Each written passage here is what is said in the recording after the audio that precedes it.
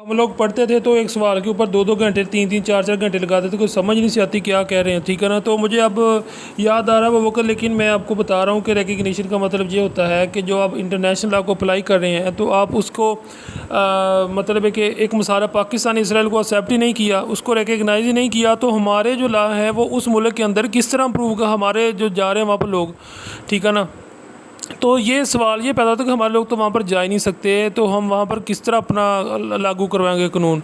एक मुल्क को हम मान ही नहीं रहे तो वहाँ उस मुल्क के साथ हमारे ट्रीटीज़ क्या होंगे, हमारा इंटरनेशनल लॉ क्या कहता है, ठीक है ना, कि उन लोगों के साथ। तो ये इसका बेसिक फार्मूला है समझने का, मीनिंग इसका यही आ गया। डेफिनेशन दोनों की पढ़ लें।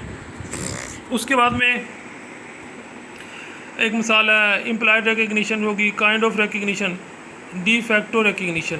उसके बाद में आ गया केस लॉ पढ़ लें, ठीक है ना। उसके बाद में आ गया de jure recognition, difference between de jure and de facto recognition as to nature, ये पढ़ लें। इसका de facto recognition is temporary, यानी कि आर्जी तौर पर वो होती है, परमानेंट होती है। डी फैक्टो होती है रिवोक नहीं मानती, ये कैन भी रिवोक कर सकती हो या नहीं कर सकती इसको रिवोक रिकग्निशन को। As to effect retrospective effect होते हैं, इसके रिट्रोस्पेक्टिव इफेक्ट नहीं होते।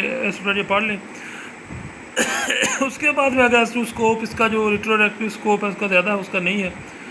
उसके बाद में आ गया आखिर में सॉवरन इम्यूनिटी, जो होती है आज़ाद ख्याल लोग, यानी कि होती है स्टेट, वो ज़्यादा अच्छे से करती है। कलेक्टिव रिकग्निशन किसकी आती है इसके अंदर, कंक्लूजन पढ़ लें।